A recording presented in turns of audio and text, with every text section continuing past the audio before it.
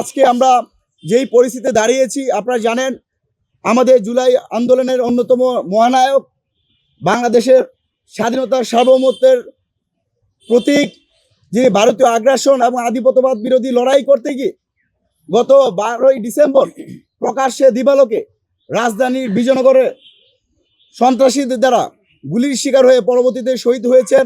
Cocoa ও শিয়া বাটারের unique কম্বিনেশনে তৈরি Natura expert care body lotion স্কিনের ড্যামেজ হিল করে, ত্বক রাখে সফট ও ময়েশ্চারাইজ। লুকিয়ে আর কতদিন, বাই বাই ড্যামেজ স্কিন।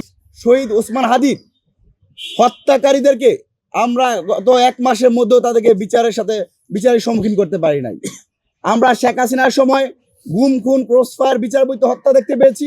একইভাবে আমরা এখনো বাংলাদেশে অন্তর্বর্তীকালীন সরকারের অধীনে আমরা একটা বিচারহীনতার সংস্কৃতি দেখতে পাচ্ছি, যেখানে পুরো বাংলাদেশকে ওসমান হাদি একত্রিত করেছিল। সেখানে সে খুব আকুতি করেছিল, আমাকে যদি গুলি করা হয়, আমাকে যদি হত্যা করা হয়, আপনারা অন্তত আমার বিচারটুকু করবেন। সে আফসোস এবং হতাশা নিয়ে আমরা এখনো তার বিচারটুকু পাচ্ছি না। আমরা দেখতে পেয়েছিলাম এই যে ত্রয়োদশ জাতীয় সংসদ নির্বাচন অনুষ্ঠিত হবে, যেখানে প্রধান নির্বাচন কমিশনার বলেছিলেন ওসমান হাদিকে গুলি করা একটা বিচ্ছিন্ন ঘটনা। আদৌতে কি ওসমান হাদিকে গুলি করা একটা বিচ্ছিন্ন ঘটনা ছিল?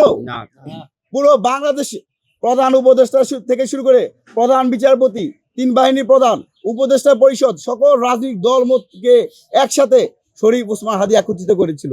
কিন্তু অত্যন্ত লজ্জার বিষয়, গত 1 মাস হতে গেল আমরা এখনো ওসমান হাদির প্রধান আসামি ফয়সাল করিম মাসুদকে এখনো বাংলাদেশে আনতে পারি নাই।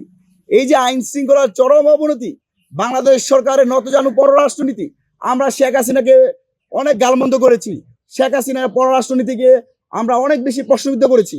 এখন কি আমরা সেই গার্ডস মেরুদণ্ডওয়ালা পররাষ্ট্র উপদেষ্টাকে আমরা পেয়েছি না?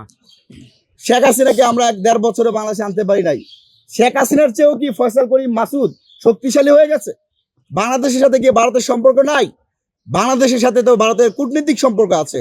বাংলাদেশের একজন টপ টেরোরিস্ট বলা যায়, শীর্ষ সন্ত্রাসী বলা যায়, তাকে ভারত আশ্রয় দিয়েছে।